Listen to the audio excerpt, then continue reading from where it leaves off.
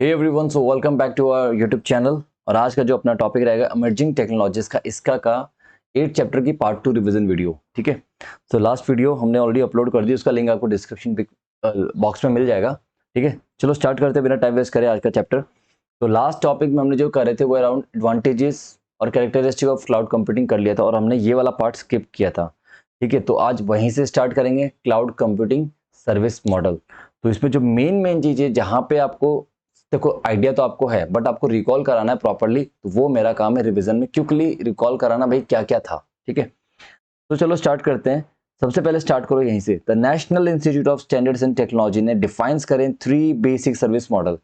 कभी कभी आपको क्वेश्चन में आ जाएगा भाई 3 बेसिक मॉडल क्या क्या है, बट कभी कभी क्वेश्चन में घुमाने के लिए वो बोल सकता है कि national institute of standard and technology ने कौन कौन से बेसिक सर्विस मॉडल बताएं, तो उनके बारे में लिखो और एक उनके पॉइंट्स लिख दो। ठीक है, तो ये NIST वाला पॉइंट याद रखना। ठीक है, तो 3 बेसिक सर्विस मॉडल कौन कौन से? सबसे पहला आता है इंफ्रास्ट्रक्चर एज ए सर्विस, जिसे हम कहते हैं IaaS।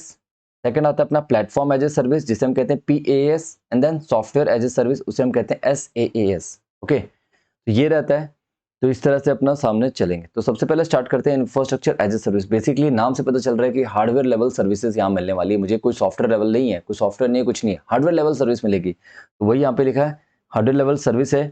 Provides computing resources such as processing power, memory, storage, network for the cloud user to run their application on demand. So basically hardware से related hard disk, storage facility provide करना, RAM provide करना, ये सारी चीजें।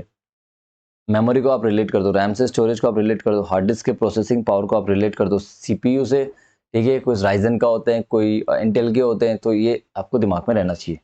And the network for the cloud, जो भी network की सुविधा है वो यहाँ पे मिलती है। ठीक है, अब आगे चले। अब आगे बेसिकली जो रहता है अपना वो होता है and the end user architecture will use the infrastructure resource in the form of virtual machine in the, वो जितने भी रिसोर्सेज यूज करता है ना, in the form of virtual machines. मतलब उसके यहाँ पे एक वर्चुअल मशीन से उसको दिख जाता है कि हाँ आई हैव ए, बेसिकली उसके बाद एक मशीन है जिसकी CPU, जिसकी प्रोसेसिंग पावर ये है, जिसमें इतना रैम इंस्टॉल्ड है, जितना भी वो जैसे भी अपने रिक्वायरमेंट के हिसाब से परचेज करता है वो उसको दिख जाएगा। ठीक है, and design virtual infrastructure network load balancers.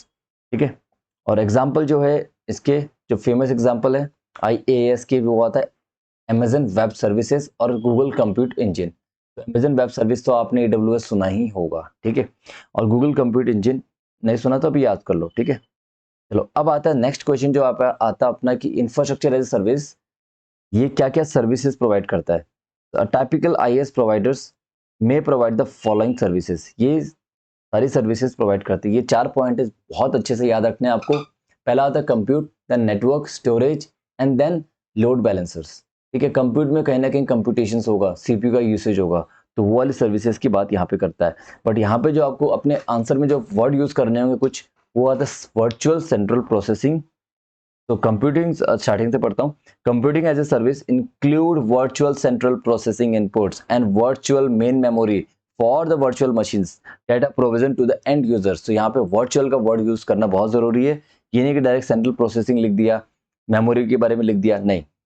You have to use the virtual central processing inputs and a virtual main memory for the virtual machines that are provisioned for the end users. Next जो अपना point आएगा storage as a service. ये भी अपना एक point है कहीं ना कहीं, उसको हम नीचे डिस्कस करेंगे। तो उस पॉइंट का छोटा सा आपको एक वो आइडिया दे देते हैं कि storage as a service provide the backend storage for the VM images, virtual machine images. Some of the IaaS providers also provide the backend for storing files. ठीक है, तो आपने अगर कभी कोई वर्चुअल मशीन वगैरह यूज की हो तो आपको ये आइडिया होगा कि भैया कुछ तरह इमेजेस की तरह आपको दिखते हैं। ठीक है, आपका सिर्फ एक ब्राउजर है, उसमें आप ये कोई एप्लीकेशन उसमें एक्सेस कर रहे हो, सारा प्रोसेसिंग बैकएंड में हो रहा है, सब कुछ वहीं पे हो रहा है। तो ये क्लाउड वाले सर्विस ये प्रोवाइड कर रहे हैं। बस आपको सिर्फ एक इमेजेस मिलती है हर सेकंड्स नैनो सेकंड्स में आपको हर वहाँ पे इमेजेस मिलती है कि उस एग्जैक्टली वहाँ पे क्या प्रोसेसिंग हो रही है।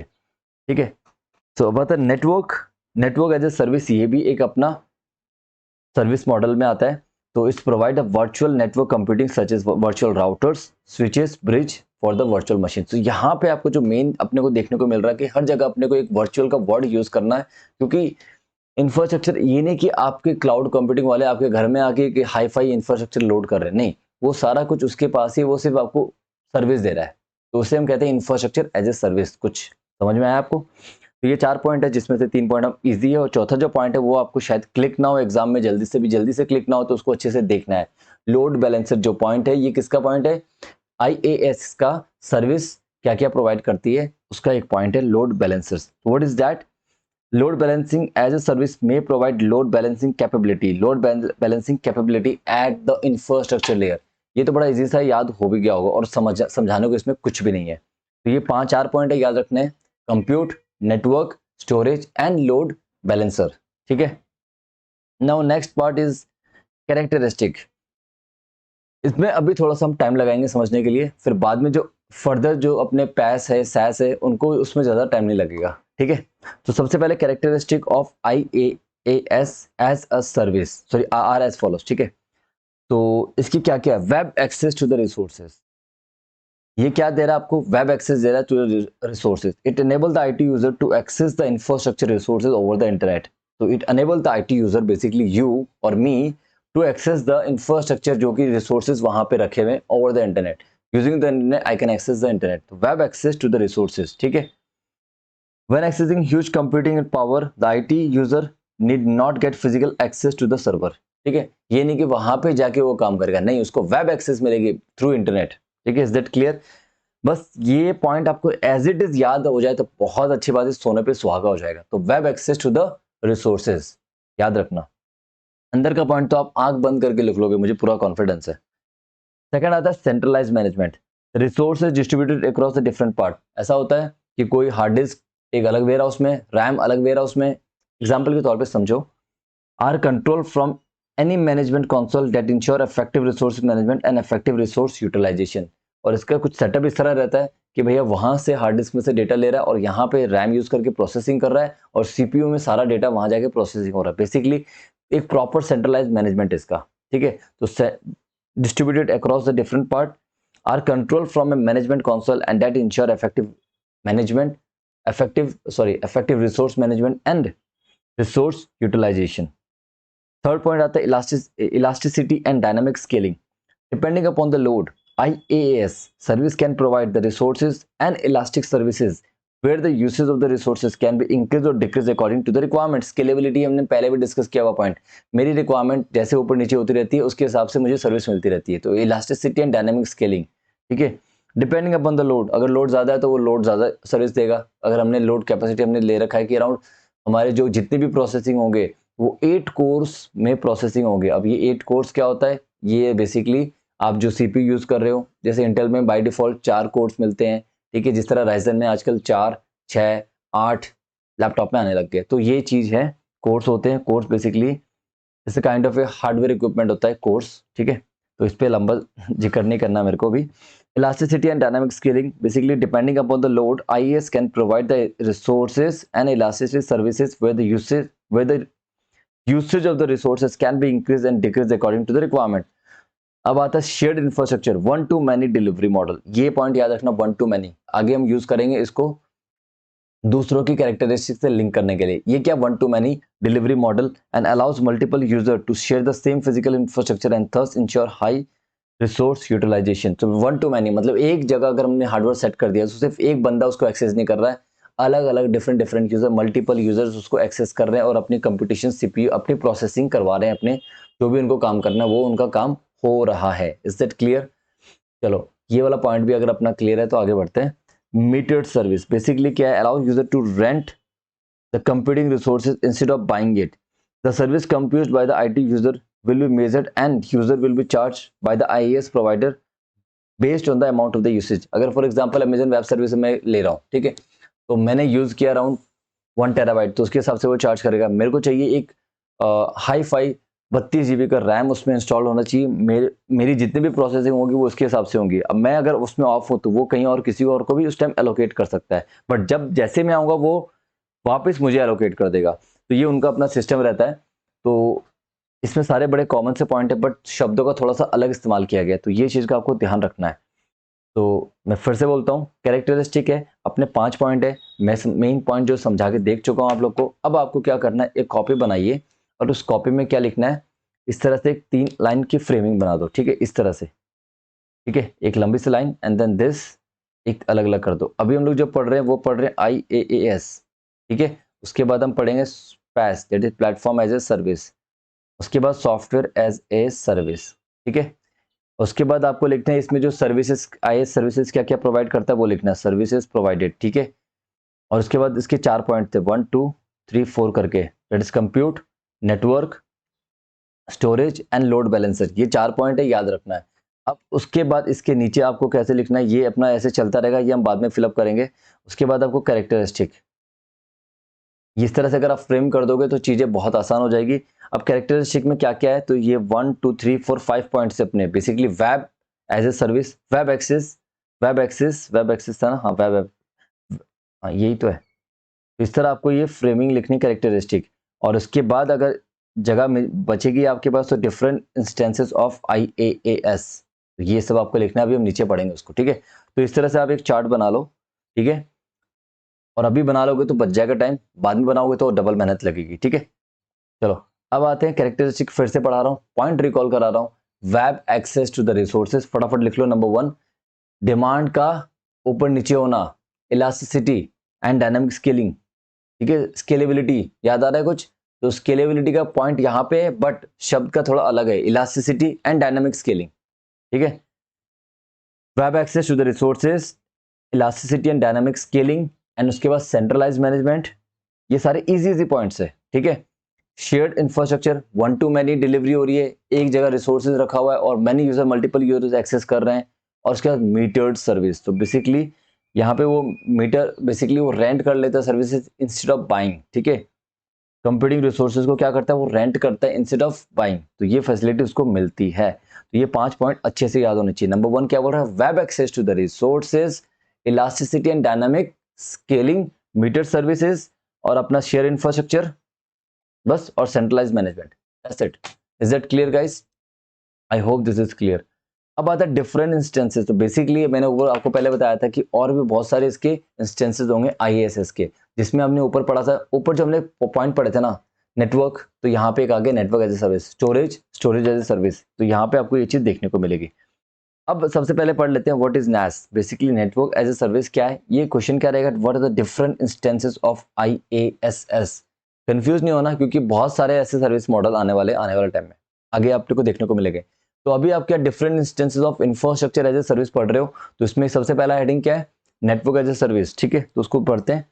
Provide user with the needed data connection capability to accommodate burst in the data trafficking during the data intensive activities such as video conferencing, large file downloads, access virtual network services over the internet on a pay per users basis, ठीक है। मुझे कितना capping रखना है अपना, मुझे like virtual VPN वगैरह होते हैं, ये लोग क्या करते हैं, आप कहते हैं ना कि यार VPN रख लो अपना, और जिसका आपको हाई स्पीड इंटरनेट मिलेगा, आपको फास्ट डाउनलोड मिलेगा। आपने देखा होगा कभी कोई फाइल डाउनलोड करते वक्त ये ऑप्शंस मिलता है, तो हम लोग कभी खरीदते नहीं है, वो बात अलग है। So it allow the network architecture to create a virtual network interface, virtual router and virtual switches, जो ऊपर हमने पॉइंट बोले थे वही यहाँ पे चीज है। अब उसके बाद NAS, ये क्वेश्चन आ सकता है MCQs का। NAS providers operate using 3 common services and what are those, VPN, bandwidth on demand and mobile virtual network. तो ये 3 सर्विसेज है जो कि NAS यूज करता है सर्विस प्रोवाइड करने के लिए। कौन सा है, एक तो VPN, वर्चुअल प्राइवेट नेटवर्क, जो कि अभी मैंने थोड़ी देर पहले डिस्कस भी आपसे किया था। Bandwidth on demand and mobile virtual network, ठीक है। तो पहला आता है वर्चुअल प्राइवेट नेटवर्क VPN, उसके बाद बैंडविड्थ ऑन डिमांड, अपनी डिमांड के हिसाब से बैंडविड्थ मुझे मिल जाती है। उसके बाद से मोबाइल वर्चुअल नेटवर्क, ठीक है, मोबाइल वर्चुअल नेटवर्क। नाउ जो इंस्टेंसेस ऑफ IaaS में सेकंड पॉइंट आता है स्टोरेज, तो ऊपर हमने सर्विस प्रोवाइडेड बाय IaaS में हमने पढ़ा था स्टोरेज एज ए सर्विस, याद आ रहा है, STaaS। It provide the storage infrastructure on a subscription basis to the user who want a low cost and a convenient way to store the data synchronize। आपको वही जो आपको space मिला है उसी के स्टोरेज की यहाँ पे बात कर रहा है, तो ठीक है। It allow the end user to access the files any time from any places. It provide the virtual storage, is also a cloud business model that is delivered as a utility. बात खत्म। अब हमने देखा था ऊपर network storage, अब storage, अब आता है database as a service. It is related to the IaaS, provide user with the seamless mechanism to create, store and access. क्या कर रहे हैं यहाँ पे, आपका डेटा क्रिएट होता है, उसके बाद स्टोर होता है और उसके बाद जब चाहो आप उसे एक्सेस कर सकते हो at a host site on demand. So it is an ability to give end user to access the database services without the need to install and maintain it on a pay per use basis. ठीक है, तो ये सारी चीज आप कर चुके हो। तो 3 पॉइंट तो आपको याद होने चाहिए अच्छे से। पहला आता है डेटाबेस, दूसरा आता है स्टोरेज, तीसरा आता है नेटवर्क। ठीक है, उसके बाद backend as a service and desktop as a service. Backend as a service basically that providers web and mobile app developer a way to connect their application to backend cloud with the added services such as user management, push notification, social। तो basically आपके जो तो फ्लिपकार्ट की जो app है या Amazon की जो ऐप है उसमें एक नोटिफिकेशन आता है। तो यहाँ पे वो जो बैठा है ना बंदा, उसका खुद का अपना क्लाउड है अमेजन वालों का। ठीक है, वैसे तो अमेजन बड़ी कंपनी तो अपना खुद का क्लाउड है। फॉर एग्जांपल आपने अपनी कोई कोचिंग की ऐप निकाली, तो आप चाहते हो कि जिनके पास ऐप इंस्टॉल्ड है उनको एक नोटिफिकेशन आए, तो you are there backend services maintain करने के लिए कि आप ये अपना आर्टिकल उसमें पब्लिश करें on the real time publication हो। ठीक है, या रियल टाइम चैट कर पाओ किसी से, तो ये आपको बैकएंड में अपना सिस्टम बनाना होगा, बैकएंड के थ्रू ही आप काम कर पाओगे। तो इंफ्रास्ट्रक्चर एज ए सर्विसेज में एक ये भी अपनी आती है बैकएंड एज ए सर्विसेज। ठीक है, जिससे कि यूजर मैनेजमेंट हो रहा है, उसको कुछ नोटिफिकेशन देना है तो उसको नोटिफिकेशन आ रहे हैं। फ्लिपकार्ट के नोटिफिकेशन आते रहते हैं ना, तो वो बैकएंड में बैठ के काम कर रहे होते हैं रियल टाइम में, तभी आपको नोटिफिकेशन आते हैं। या फिर वो रियल टाइम नोटिफिकेशन को शेड्यूल करके रखते हैं, इतने बजे ये नोटिफिकेशन आएगा। ठीक है, डेस्कटॉप एज ए सर्विस, और वो एक ही बार में सबको नोटिफिकेशन आ जाते हैं। ठीक है, तो it is an instances of IaaS that provide ability to the end user to use desktop virtualization without buying and managing their own infrastructure. तो basically desktop as a service, आपको पूरा का पूरा डेस्कटॉप मिल गया है मोबाइल में ही, आप उसी के थ्रू सारा प्रोसेसिंग कर रहे हो। आपको मोबाइल के अंदर ही एक पूरी की पूरी डेस्कटॉप की स्क्रीन मिल गई, वहां पे वो सॉफ्टवेयर चल रहा है। आप मोबाइल में कभी सोच सकते हो .exe फाइल खोलने का? नहीं ना, क्योंकि एंड्रॉइड बेस्ड है, वो विंडोज बेस्ड है। तो स्टिल वहां पे आप .exe फाइल इंस्टॉलेशन हो रहा है, आपको अपना जो भी एंट्री करनी है सैप में, आप वो भी हम इंस्टॉल कर सकते हो। तो this is what it mean.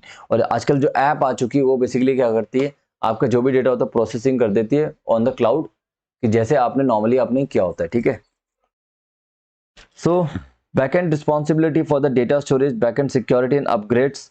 The end user is responsible for securing and managing the desktop images, application and securities. These are simple to deploy and highly secure and provide better experience on almost all devices. ठीक है, ये था अपना क्या था, ये different instances of IAS. तो सबसे पहला था यहाँ पे नेटवर्क, जो कि हम ऊपर वाले पॉइंट से कॉपी कर लेंगे। स्टोरेज ऊपर वाले पॉइंट से कॉपी कर लेंगे, एंड उसके बाद स्टोरेज से ही मिलता जुलता पॉइंट है डेटाबेस एज ए सर्विस। ये वाला भी हम ऊपर से कॉपी तो नहीं होगा। ठीक है, उसके बाद 2 पॉइंट है जो आपको याद नहीं आएंगे, वो आ रहा है डेस्कटॉप एज ए सर्विस और दूसरा आता है backend as a service. Desktop में बेसिकली यू समझ लो आपको पूरा डेस्कटॉप मिल गया अपने वर्चुअली। ठीक है, बैकएंड में आप user management, centralise control management, ये सारी बातें वहां पे लिख सकते हैं। तो ये अपना टॉपिक खत्म हो चुका है। जो मैंने आपको 3 चार्ट ऐसे बनवाए थे, उसमें से अभी IAS खत्म हो चुका है। अब आपको क्या करना है, PAS इस तरह बनाना है। तो सबसे पहले तो PS होता क्या है पहले वो सुन लो, उसके बाद आपको यहाँ पे उसकी सर्विसेज क्या वो है, सर्विसेज क्या क्या प्रोवाइड होती है, उसके बाद आपकी उसकी कैरेक्टरिस्टिक देखनी होगी। बस उतने में इसका काम खत्म हो जाएगा। सेम चीज आपको यहाँ पे करनी है SaaS में। ठीक है, इज दैट क्लियर? चलो नेक्स्ट स्टार्ट करते हैं platform as a service. Platform as a service basically provide the user the ability to develop. एक प्लेटफॉर्म दिया जाता है जहां पे वो डेवलप कर सकता है और डिप्लॉय कर सकता है अपनी एप्लीकेशन। बेसिकली डेवलपमेंट का जो काम है वो as a platform as a service मिलता है। ठीक है, to deploy an application of the development platform provided the services provided by the service provider. ठीक है, तो इसमें गूगल ऐप इंजन आता है, वेब, अजूर, कंप्यूटर एक्सेट्रा, ये सब चीजें। गूगल ऐप इंजन आप वो होता है जहाँ पे वो बेसिकली ऐप डेवलपर वगैरह वहाँ पे जाके ऐप को डेवलप करते हैं, या उनके जो टूल्स होते हैं उनको यूज करते हैं फॉर द डेवलपमेंट पर्पस। तो ये चीज वहाँ पे आपको याद रहनी चाहिए। Is it clear? चलो, typically PS provide many service, provide programming languages, application framework, database and testing tools. जैसे मैंने आपको कहा था वहाँ पे टूल्स वगैरह होते हैं, उनको यूज करते हैं फॉर द डेवलपमेंट। ठीक है, तो यहाँ डेटाबेस भी मिलता है, programming language like C language support कर रहे हैं, या जावा सपोर्ट कर रहा है, या फिर पाइथन जो कि आजकल लेटेस्ट है, तो वो सारी चीजें वहाँ पे सपोर्ट की जाती है। तो टाइपिकली PS में provide programming language, application framework, databases and testing tool apart from the some build tools, deployment tools and software load balance as a services. ठीक है, तो इसकी जो करेक्ट ये क्या क्या सर्विसेज प्रोवाइड कर रहा है, देखो सबसे पहले आ गया प्रोग्रामिंग लैंग्वेज, क्योंकि प्लेटफॉर्म एज ए सर्विस वहां पे क्या करने जाऊंगा, मैं प्रोग्रामिंग करने जाऊंगा, तो प्रोग्रामिंग के लिए मुझे लैंग्वेज चाहिए, तो प्रोग्रामिंग लैंग्वेज वहां मिलेगी, मिलेगी। सपोर्ट मिलेगा, बिल्कुल मिलेगा, कोई दिक्कत वाली बात नहीं है। उसके बाद मेरे को यहाँ पे एप्लीकेशन फ्रेमवर्क, चलो पहले प्रोग्रामिंग लैंग्वेज पर, wide variety of the programming language like Java, PHP, Python, Ruby for the developers to develop the application, वो उनको वहां पे प्रोवाइड कर जाएगी, उनका सपोर्ट भी उनको मिलेगा। उसके बाद ये पॉइंट देखो, database along with the PaaS platform, PaaS provider provides some of the popular database like ClearDB, Cloudent, ठीक है, and so that the application can communicate with the database. So इतना डेटाबेस भी उनको मिलता है वहां पे बना बनाया, जिससे कि सो that the communication gate easy and accordingly उनका, ये देखो अभी थोड़ा टेक्निकल चीजें हैं, इतना आपको क्लियर नहीं होगा, जब आप एप्लीकेशन कभी डेवलप करोगे ना तब आपको ये सारी चीजें यूं क्लियर हो जाएगी। कभी भी जाना अमेजन वेब सर्विस एक बार यूज करके देखो, काफी हद तक काफी चीजें आपकी क्लियर होगी। ठीक है, और फिर उसके बाद उसको platform as a service use करना पड़ता है for the development purpose, tools use करने होते हैं, कोडिंग्स वगैरह, ये सारी चीजें ध्यान रखनी होती है। एक तो जगह मिल गई इंफ्रास्ट्रक्चर, कंप्यूटेशन, वो प्रोसेसिंग करेगा, उसके बाद आपको सपोर्ट भी तो चाहिए ना लैंग्वेज का, तो वो चीज ये प्रोवाइड करने वाला है। ठीक है, उसके बाद आता है other tools, other provide all the tools that are required to develop, test and deploy. So other tools जो भी होंगे, जो डेवलपमेंट के हिसाब से मुझे टेस्टिंग करना है, भाई मेरा जो बना है डिजाइन वगैरह सब कुछ बराबर काम कर रहा है या नहीं कर रहा, तो उसकी टेस्टिंग के लिए भी टूल्स प्रोवाइड किए जाते हैं। तो इसमें अपने को पॉइंट्स है वो है प्रोग्रामिंग लैंग्वेज, जो कि बड़ा ईजी सा है, उसके बाद डेटाबेस एंड अदर टूल्स, उसके बाद अपना एक पॉइंट रह गया था application framework. PaaS vendors provide application development tools framework like Joomla, WordPress, Sinatra, Sinatra for application development. So इसको एप्लीकेशन डेवलपमेंट के लिए क्या क्या चाहिए, लैंग्वेज चाहिए, एक एप्लीकेशन फ्रेमवर्क चाहिए, प्रोग्रामिंग लैंग्वेज चाहिए, एप्लीकेशन फ्रेमवर्क चाहिए, डेटाबेस चाहिए और अदर टूल्स। ठीक है, जो कि छोटे मोटे कोई टूल्स है जिसके रिगार्डिंग जो कि मुझे डेवलपमेंट के लिए रिक्वायर्ड होते हैं। तो ये था एक छोटा सा पॉइंट जो कैरेक्टरिस्टिक का है। ये जो कैरेक्टरिस्टिक नहीं, ये service provided by the PaaS, that is platform as a services, programming language, application framework, other tools, and the last one is database। तो ये चीज क्लियर है। तो सर्विस प्रोवाइड कर रहा IaaS और सर्विस जो प्रोवाइड कर रहा PaaS दोनों अलग है। ठीक है, तो ये कॉमन नहीं मिलेगा। हम जो कॉमन पॉइंट फाइंड आउट करेंगे वो आता है characteristic of IaaS, PaaS and SS। तो आपके जो 3 टूल ऐसे बन चुके हैं, तो उसमें आपने सर्विसेज लिख दी क्या क्या प्रोवाइड करता है, अब उसके नीचे लिख दो कैरेक्टरिस्टिक। कैरेक्टरिस्टिक में वही 3 से 4-5 पॉइंट होंगे, उन्हीं को देखते हुए चलते हैं। ये तो अपना हो चुका है। अब आता है कैरेक्टरिस्टिक ऑफ PaaS। थोड़ा सा ये कॉम्प्लिकेटेड टॉपिक है, सो आई रिक्वेस्ट कि stay tune to this channel. अभी धीरे धीरे करेंगे यार, टेंशन मत लो, ये टॉपिक थोड़ा इंपॉर्टेंट भी है। Characteristic of PaaS are as follows: all in one. Basically, most of the PaaS providers offer services like programming language to develop, test, deploy, host, maintain application in the same integrated development environment.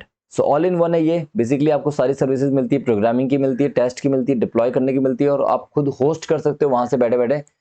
ठीक है, तो ये सारी चीजें अपने को मिलती है कैरेक्टरिस्टिक्स में। क्या क्या कैरेक्टरिस्टिक है PaaS की, ऑल इन वन। ठीक है, उसके बाद web access to the development platform, उसमें क्या था, web access to the services, याद आ रहा है। और यहाँ पे क्या, web access to the application development platform. तो ये अपना एक बड़ा कॉमन सा पॉइंट हो गया। ठीक है, वेब एक्सेस वहां भी मिल रहा है, यहाँ पे भी मिल रहा है, वहां पे मिल रहा है web access to the resources, और यहाँ पे आपको वेब एक्सेस मिल रही है टू डेवलपमेंट प्लेटफॉर्म। ठीक है, provide web access to the development platform to help the developer to create, modify, test and deploy. सबसे पहले बनाएगा उसको, फिर उसको जो रिक्वायरमेंट के हिसाब से मॉडिफाई करेगा, फिर उसको टेस्ट करेगा, देन फाइनली उसको डिप्लॉय करेगा different application on the same platform. Is that clear? Offline access. To enable offline development, some of the PaaS provider allow the user to synchronize their local IED with the PaaS services. The developer can develop an application locally and develop it online whenever they are connected to the internet. For example के तौर पे मैं आपको development का तो नहीं बता पाऊंगा, आप रिलेट करोगे, मैं वो एग्जांपल देता हूँ। गूगल ड्राइव आपने यूज किया कभी? गूगल ड्राइव लैपटॉप में यूज किया है? अगर आपने गूगल ड्राइव लैपटॉप में यूज की है तो आपको समझ में आ जाएगी जो मैं कहना चाहता हूँ, कि आपने फॉर एग्जांपल के समझो कि आप अपने लैपटॉप पे काम कर रहे हो, आपका मेन डेटा वो है, तो जो सिंक्रोनाइज हो रहा है वो आपका बैकअप है बेसिकली, और आपको जब चाहो अपने क्लाइंट के यहाँ जाते हो तो आप डेटा मोबाइल में एक्सेस कर सकते हो। तो मेन आपका जो काम हो रहा है लैपटॉप में हो रहा है। तो आपने क्या किया, ऑफलाइन काम किया, पूरे दिन काम किया, अच्छे से काम किया, फिर बाद में 10 मिनट के लिए इंटरनेट ऑन किया अपना, और उसके बाद वो डेटा वहां पे बैकअप में चला गया। तो ये क्या कर रहा है, ऑफलाइन आपने पूरा काम किया, उसके बाद आप रियल टाइम में काम नहीं कर रहे हो, ठीक है, आपने ऑफलाइन में काम किया और वो सारा डेटा आपके यहाँ पे सेव होता जा रहा है कॉन्टिन्यूसली, और उसके बाद जैसे आप ऑनलाइन आते हो वो सिंक्रोनाइज कर लेता है, ठीक है। तो ये चीज थी, डेवलपमेंट में भी सेम चीज होती है कि पहले वो क्या करते हैं, उनको ऑफलाइन डेवलपमेंट का भी ऑप्शन देते हैं, और जब उनका डेवलपमेंट खत्म हो जाता है तो वो अपना कुछ ऑनलाइन डेवलपमेंट भी कर लेते हैं, अगर वो कुछ और अदर डिवाइस से यूज कर रहा होता है। तो ठीक उसी तरह 2 पॉइंट तो बड़े इजी से, web access to the development platform, offline access and the built in scalability, the built-in scalability to an application that is developed using a particular path. This ensures that the application is capable of handling varying load efficiently. तो इसमें scalability का option मिलता है भैया, जैसे load बढ़ेगा तो उसके हिसाब से वो रिक्वायरमेंट चेंज हो जाएगी, जैसे लोड डिक्रीज होगा उसके हिसाब से रिक्वायरमेंट चेंज हो जाएगी। तो यहाँ पे ये ऑप्शन भी उनके पास रहता है, डेवलपमेंट वालों के पास पैस में। तो स्केलेबिलिटी वहां पे भी थी, स्केलेबिलिटी यहाँ पे भी है। तो 2 पॉइंट तो अपने बड़े कॉमन से हो गए, एक तो वेब एक्सेस वाला, और वेब एक्सेस के साथ आप ऑफलाइन एक्सेस का भी जोड़ सकते हो, और उसके बाद built in scalability, and then आता है ऑल इन वन हो चुका है, वेब एक्सेस हो चुका है, ऑफलाइन एक्सेस। कायदे से 4 पॉइंट देखा जाए तो बहुत ही सफिशिएंट है, 4 मार्क्स आने होते हैं कैरेक्टरिस्टिक में। फिर भी अगर आपको लगता है कि आपको और पॉइंट पढ़ने, तो आप ये 2 पॉइंट को भी करके चलो, that is collaborative platform and diverse client tools. तो डाइवर्स ये थोड़ा सा हटके हो सकता है, बट ये वाला पॉइंट तो कर लो। उसमें अदर टूल थे, नहीं अदर टूल, हाँ इसमें, हाँ नहीं ठीक है। Diverse client tools offer wide variety of the client tools like web user interface, application programming interface to help the developer to choose the tools of their choice. ठीक है, is that clear? तो characteristic में क्या क्या आपने को पढ़ना है, all in one, web access, offline access, और एक स्केलेबिलिटी वाला point, that is built in scalability. ये 4 पॉइंट तो आपको बच्चे से की तरह याद हो चुके, किसके, ये कैरेक्टरिस्टिक PASS के, ठीक है। Is it clear guys? All in one, web access, offline access, built in scalability और डाइवर्स क्लाइंट टूल, इतना तो आएगा, ठीक है। और collaboration to enable among the developer most of the PaaS provided tools for the project planning and communication. भैया collaboration, तू ये बना के दे मेरे को, मैं तेरे को वो बना के दूंगा, तो ये भी कहीं ना कहीं कोलैबोरेशन उनको ये सर्विसेज भी मिलती है। तो कोलैबोरेटिव प्लेटफॉर्म, ठीक है, तो is the kind of that. Is it clear? आगे बढ़े थोड़ा सा। अब अपना जो टॉपिक रहेगा, अपना सॉफ्टवेयर सर्विस स्टार्ट होने वाला है। उससे पहले अगर किसी को कोई डाउट है ना तो पूछ लो मुझसे। ये पॉइंट है, इन पॉइंट्स की हेडिंग आपकी सेम रहनी चाहिए। हाँ बिल्कुल सेम रहनी चाहिए आपकी हेडिंग्स, कोशिश करो सेम हो तो ज्यादा एडवांटेज है आपके लिए। जैसे वेब एक्सेस लिख दोगे, इसमें वेब एक्सेस वहां पे भी लिख दोगे, but to the development platform नहीं लिखोगे, या to the web access to the resources नहीं लिखोगे, तो फर्क हो जाता है चीजों का। बट अगर फ्रेंकली बताऊं ना, अगर जैसे आपको वेब एक्सेस याद आ गया, ऑफलाइन एक्सेस याद आ गया, स्केलेबिलिटी याद आ गया, तो अंदर के कंटेंट जो लिखोगे ना वो थोड़ा सा अच्छे से लिख देना, ठीक है, काम तो चल जाएगा। देखो there is nothing, something better than nothing, याद रखने की चीज। अगर आपको याद आ रहा वेब एक्सेस, दोनों में कॉमन पॉइंट है, कैरेक्टरिस्टिक ऑफ ISS में भी है और पैस में भी है। तो आपको लिखना है, कंफ्यूज हो किसमें कौन सा पॉइंट था, तो वेब एक्सेस तो लिख ही सकते हो ना।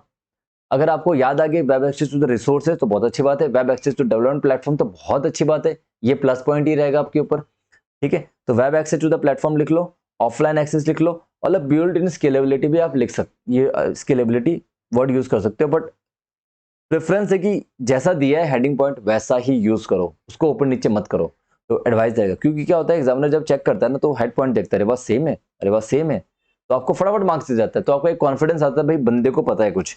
वो 4 पॉइंट में से किसी एक पॉइंट का अंदर का मैटर पड़ेगा, हर किसी का मैटर नहीं पड़ने वाला, ठीक है। तो ये प्लस पॉइंट रहता है अपना। उसके बाद अपना आता है software as a service which provide the ability to end user to access, ठीक है। तो access end user provide the ability to access application over the internet that is hosted and managed by the service provider. Thus, the end user is exempted from managing and controlling an application. For example के तौर पे समझो, software as a service क्या मिलेगा, Google doc, the most Google spreadsheet. अगर आपको नहीं click हो रहा तो एक बार ये सब गूगल करो, ठीक है। और गूगल डॉक की एक अलग ऐप आती है, बेसिकली गूगल डॉक का आपका सब्सिट्यूट है MS वर्ड का, गूगल स्प्रेडशीट जो सब्सिट्यूट है आपका MS एक्सेल का। तो ये सारे के सारे टूल्स आपको प्रोवाइड किए जाते हैं, जिसमें आप ऐप डाउनलोड करो और वो जितने भी एडिटिंग के फीचर्स है वो सारे के सारे उसमें हैं, जो MS वर्ड में हुआ करते हैं। थोड़ा बहुत ऊपर नीचे मिलेगा 19-20, वो क्योंकि गूगल डॉक अभी डेवलपमेंट के फेज में है, ठीक है। तो नया नया अभी आया है मार्केट में, मतलब 2 3 4 साल हो चुके हैं, ठीक है। In compare to the MS word it is new thing, okay. तो डेवलपमेंट होता है, सॉफ्टवेयर मिल गया आपको, आप उसी में टाइप कर रहे हो, उसी में लिख रहे हो, और सारा का सारा क्लाउड में डेटा स्टोर होता है। बेसिकली क्लाउड में ही आप टाइपिंग कर रहे हो, क्लाउड में भी आप डेटा सेव कर रहे हो, और उसके बाद आप जो भी डिवाइस में उसको एक्सेस करना चाहो कर सकते हो। देखो गूगल ड्राइव जो क्लाउड का है ना, बिल्कुल सही एग्जाम्पल है, हर चीजें मिलती है गूगल के साथ, ठीक है। तो इसके जो कैरेक्टरिस्टिक है, ये ट्रेडिशनल वाला आप खुद रीड कर लो, इतना कुछ है नहीं पढ़ने को यहाँ पे। तो basically main thing is the end provide provides, ये सारे वर्ड यूज करने हैं। Ability to end user to access the application over the internet, data hosted and manage by the service provider, ठीक है। तो एंड यूजर जो वो क्या MS, जैसे आपको खुद अपना MS ऑफिस है तो आपको खुद खरीदना होता है, तो अपडेट करना पड़ता है टाइम टू टाइम। बट यहाँ पे क्या है, गूगल डॉक अपना खुद, आपको खरीदने की जरूरत नहीं है, आपने सिर्फ क्लाउड सर्विसेज लिए तो वहां पे वो सॉफ्टवेयर मिलेगा आपको, साथ के साथ आपको उसमें स्प्रेडशीट भी मिलने वाली। तो एग्जांपल के तौर पे बता रहा हूँ, अभी तो फ्री है फिलहाल ये सारी चीजें, और बहुत ही अच्छा है देखा जाए तो। हम लोग का जो काम है ना, CA वालों का जो काम है, वो तो सारा हो जाएगा उसमें, गूगल डॉक में, गूगल स्प्रेडशीट में, सब हो जाएगा। एक से बढ़कर एक फॉर्मूले वहां पे अवेलेबल है। तो अब इसके character, sorry, services provided by software as a service, थोड़ा सा लंबा जाएगा recording, sorry for that, but हाँ जरूरी है पढ़ना। Business as service, social network, mail service, document management. तो ये सर्विसेज प्रोवाइड करेगा SaaS, क्या क्या, business services, social network, document management, mail services. इसका थोड़ा सा अलग है हटके। तो बिजनेस सर्विसेज क्या है, थोड़ा पढ़ लेते हैं। SaaS providers provide a variety of business services to the startup companies that include ERP, CRM, billing, sales, human resources। ERP तो आपने सुना ही होगा, राइट। SAP यूज किया आपने कभी? तो SAP में क्या होता है, आपके सिस्टम में नहीं होता है, सिस्टम में इंस्टॉल ही नहीं होता है, बस आपको एक छोटा सा यूजर इंटरफेस एप्लीकेशन इंस्टॉल होता है, उसके थ्रू आप ERP में पूरा आपको एक्सेस मिलता है, आपको CRM में एक्सेस मिलता है, आपको जो बिलिंग करना है उसका एक अलग सॉफ्टवेयर, उस पर एक्सेस मिलता है, सेल्स कितना हुआ क्या हुआ, सेल्स का मैनेजमेंट, ह्यूमन रिसोर्स मैनेजमेंट का अलग से। तो आप SAP को देखोगे ना, उसके अलग अलग मॉड्यूल्स है, तो वो आप अगर आप देखोगे तो समझ जाओगे कि बिजनेस सर्विसेज में क्या क्या यहाँ पे आपको देखने को मिल रहा है, ठीक है। उसके बाद जो अपना रहता है social network. Social network basically since the number of user on the social networking site is increasing exponentially, load computing is perfect match for handling this variable load. तो सोशल नेटवर्क में आजकल फेसबुक है, Instagram से, तो इनके वो जो load balancing है, बेसिकली क्लाउड पे सारा काम हो रहा है ना, सो उनको उनके पास तो कोई सॉफ्टवेयर है या फिर वो किसी से क्लाउड के सर्विसेज ले रहे हैं। फेसबुक जैसी कंपनी तो आज के टाइम बड़ी होगी, फॉर एग्जाम्पल आप कोई ऐप बना रहे हो, सोशल ऐप बना रहे हो, तो कहीं ना कहीं आपको ये सारी चीजें चाहिए कि जो लोड बैलेंसिंग, तो ये वही कहना चाहता है कि नंबर ऑफ यूजर इंक्रीज हो रहे हैं सिंस द लोड कंप्यूटिंग, जो लोड की जो कंप्यूटिंग है is a perfect match for handling the variable loads. Is it clear? Main heading याद रखना, बिजनेस सर्विसेज में क्या क्या दे रहा है, ERP, CRM, ये सारी सर्विसेज आपको वहां मिल जाती है। डॉक्यूमेंट्स मैनेजमेंट मतलब most of the SaaS provides to create, manage, track electronic document as most of the enterprise extensively use electronic record. तो आजकल GST के EV बिल्स कंप्लीटली इलेक्ट्रॉनिक है, आपको EV बिल नंबर डालना है और आपका EV बिल डाउनलोड हो जाता है, तो इट्स इजी इजंट इट। और आजकल तो E-इनवॉइसिंग भी स्टार्ट होने वाला, हो ही चुका है स्टार्ट, बेसिकली बड़े लोगों, जो बड़ी बड़ी कंपनीज है, कॉर्पोरेट्स है, उनके लिए तो E-इनवॉइसिंग स्टार्ट हो चुका है। तो डॉक्यूमेंट मैनेजमेंट, तो ये अपने को सर्विसेज यहाँ हो गया। Mail services to handle the unpredictable number of the user और load, email services, most of the email provider offers the services of SaaS services. Email service में आपको समझाऊं तो कैसे समझाऊं, बड़ा सिंपल है। देखो, आपको लगता है ना आपके पास कंपनी से मेल आ रहे हैं, अननेसेसरी आपको मेल आ रहे हैं, तो अननेसेसरी आपको जो मेल आ रहे हैं तो वो सारी ईमेल सर्विसेज में आते हैं। वो लोग क्या करते हैं, एक डेटाबेस बना लिया उन्होंने अपना कि भैया मेरे पास 1000, 2000, 3000, 5000 की ईमेल आईडीज का रिकॉर्ड है, इसका ये नाम, इसका ये तो सेटअप है। तो उसमें सॉफ्टवेयर इस तरह रहता है कि आपका जो वहां से नेम लेगा एक फाइल, एक कॉलम से, दूसरे कॉलम से आपका एड्रेस लेगा, तीसरे कॉलम से आपका जो भी उसको ग्रीटिंग मैसेज देना है। तो एक बार में हजारों को, लाखों को मेल चली जाती है। तो ये ईमेल सर्विसेज भी कहाँ से मिलती है अपने को, सॉफ्टवेयर एज ए सर्विसेज मिलती है, ठीक है। तो अपने को अब क्या क्या में देखने को मिला यहाँ पे, बिजनेस बाय जो भी SaaS का क्या क्या है, बिजनेस सर्विसेज, ठीक है। उसके बाद डॉक्यूमेंट मैनेजमेंट, जो इजी है वो पहले बताता हूँ, business services, document management, mail services, और उसके बाद सोशल नेटवर्क। ये वाला पॉइंट याद हो तो अच्छी बात है, नहीं हो तो कोई बात नहीं, 3 पॉइंट तो कम से कम याद होने ही चाहिए, social network, document management, mail services वाला पॉइंट, ठीक है। अब आते हैं कैरेक्टरिस्टिक्स। काफी हद तक 2-3 पॉइंट तो यहाँ पे मिलते ही, कम से कम जो हमने पिछले अभी पॉइंट्स पढ़े थे ना उनमें से रिलेटेड ही है, बट थोड़ा सा मॉडिफिकेशन के साथ है, तो समझ जाओगे तो कर जाओगे। वहां पे क्या था, वहां पे आपका एक पॉइंट था ऑल इन वन करके, तो यहाँ पे क्या वन टू मैनी, और ये वन टू मैनी को आप रिलेट कर सकते हो आईएएस के शेयर्स इंफ्रास्ट्रक्चर से, जो कि बात करता था वन टू मैनी। ठीक है, तो वन टू मैनी आईएएस में भी था और इसमें भी है, याद आया। बट वहां पे जो हेडिंग थी ना वो शेयर्ड इंफ्रास्ट्रक्चर वर्ड यूज था, और वन टू मैनी उसके पॉइंट के अंदर था, और यहाँ पे वन टू मैनी जो हेडिंग का पार्ट है। तो चीजें को रिलेट करो। जब आपने इस तरह ये टेबल बना दी होगी तो आपकी कैरेक्टरिस्टिक इसकी यहाँ दिख रही है, इसकी यहाँ दिख रही है, तीनों को एक जगह हेडिंग में डालो और चीजों को लिंक करो ऐसे, जो जो पॉइंट मिल रहा है। ठीक है, इस तरह से ये इससे मिल लिंक हो रहा है, ये इससे लिंक हो रहा है, जो जो जिससे पॉइंट लिंक हो रहा है उसको ऊपर नीचे करके इसको एरो बना के अलग अलग पेन से इसको लिंक कर दोगे तो आसान हो जाएगा। ये देखो मैंने यहाँ पे एक कॉपी में करके रखा हुआ है। ठीक है, एक कॉपी में मैंने यहाँ पे करके रखा हुआ है कि कैसे कैसे रहता है, कौन सा किसका लिंकेज है। ठीक है, so what are the characteristic of SaaS one to many? Basically software service are delivered as a one to many, मतलब model where single instances of application can be shared by the multiple customers. Google doc कितने लोग use कर रहे हैं, you have no idea, lakhs of the peoples are using Google spreadsheet at a time. तो one to many यहाँ पे भी है।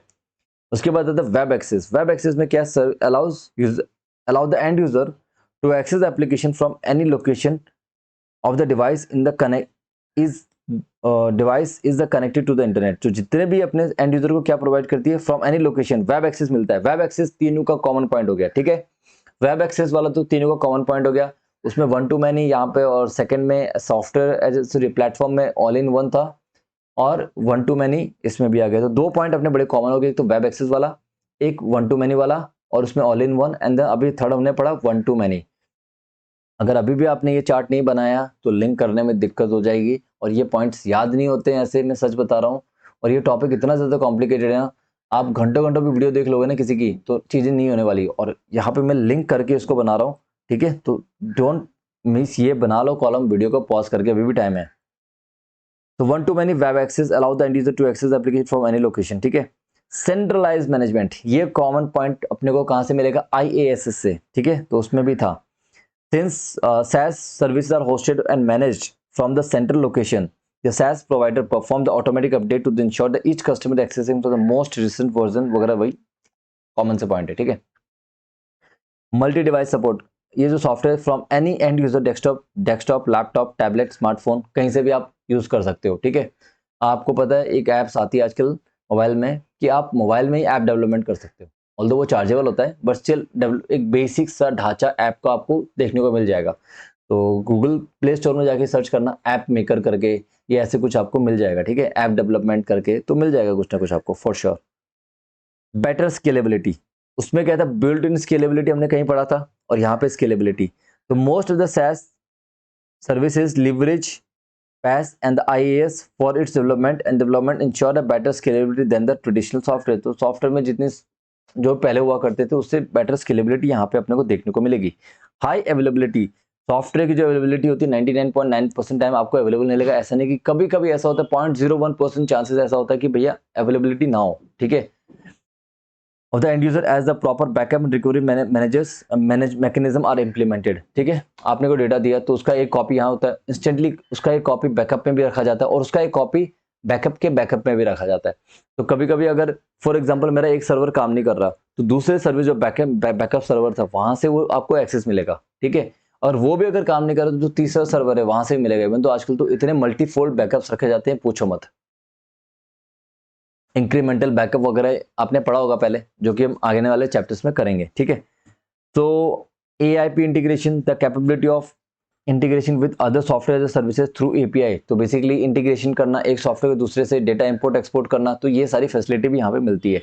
तो थोड़ा सा कॉम्प्लिकेटेड हो गया, आई नो डेट, थोड़ा टेक्निकल भी हो चुका है, बट हाँ मैंने पूरा बेस्ट दिया है आपको, चीज़ों को लिंक करने का ऑप्शन पूरा दिया है यहाँ पे, और ये जरूरी भी था।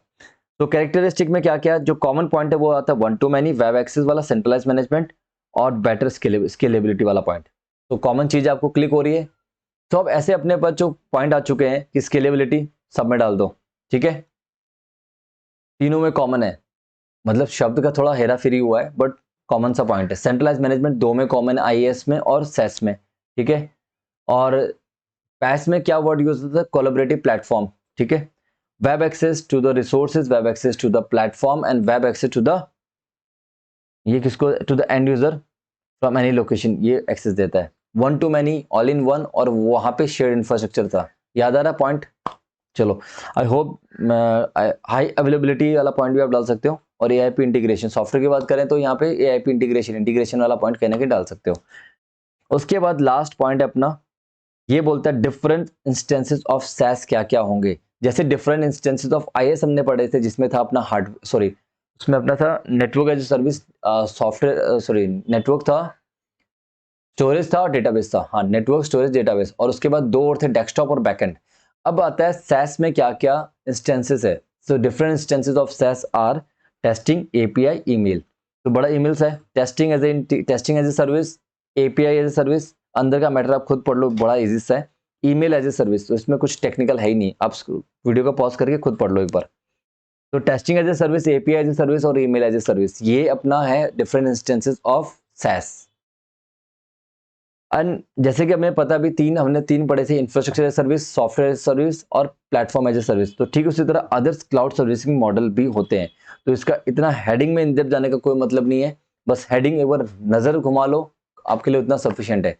तो कम्युनिकेशन एज ए सर्विस, तो जितने भी आपने वर्ड सुने हैं ना, data as a services, communication जो बचे हुए हैं, data as a services, communication as services, security मिलती है क्लाउड में, तो सिक्योरिटी एज ए सर्विसेज, और क्या क्या मिलता है आपको? डेटा मिलता है तो डेटा लिख लिया, कम्युनिकेशन का एक चैनल मिलता है तो कम्युनिकेशन एज ए सर्विसेज, ठीक है।